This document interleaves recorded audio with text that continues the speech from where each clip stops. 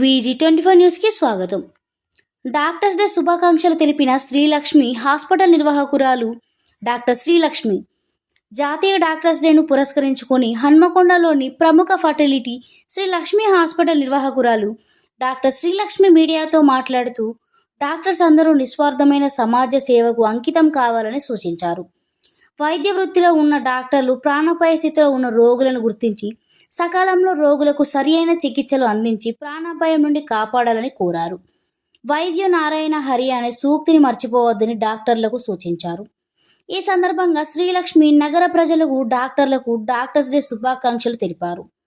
మహిళలు ముందస్తు క్యాన్సర్ రాకుండా టీకాలు వేసుకోవాలని సూచించారు. అందరికీ డాక్టర్స్ డే శుభాకాంక్షలు అండి.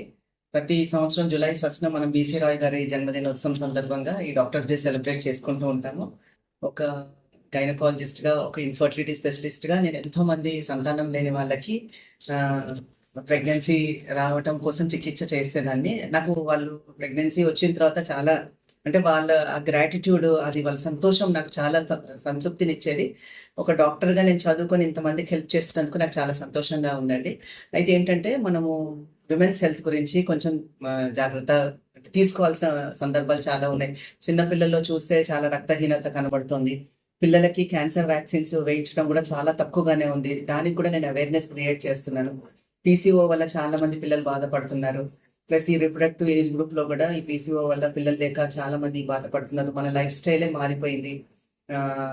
ఒబిసిటీ ఎక్కువైపోయింది. స్మోకింగ్, ఆల్కహాల్ వల్ల సంతానోత్పత్తి అనేది బాగా తగ్గుతోంది.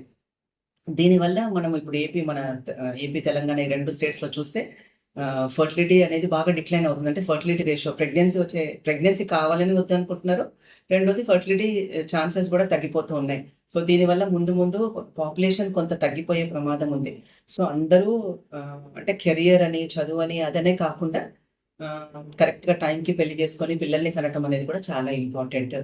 అదే కాకుండా పిల్లలకి క్యాన్సర్ వ్యాక్సిన్ వేయించుకోవటము, రిప్రొడక్టివ్ ఏజ్ గ్రూప్లో తీసుకోవాల్సిన జాగ్రత్తలు తీసుకోవటము, మెనోపాజ్లో తీసుకోవాల్సిన జాగ్రత్తలు. మనకు తెలుసు బీపీ ఎక్కువ అవుతుంది, అందరికీ క్యాన్సర్స్ ఎక్కువ అవుతున్నాయి, షుగర్స్ వస్తున్నాయి.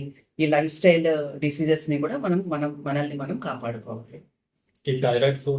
థైరాయిడ్, అవును, మీరు కరెక్ట్గా చెప్పారు. థైరాయిడ్ కూడా అసలు చాలా ఎక్కువైపోతుందండి.